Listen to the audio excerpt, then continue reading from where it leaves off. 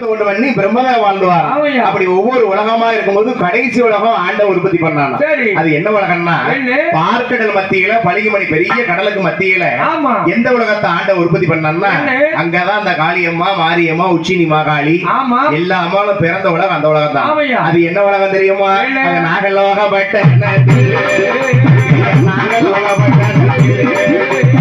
யாரு யாரும் வாழ்ந்துவாரா.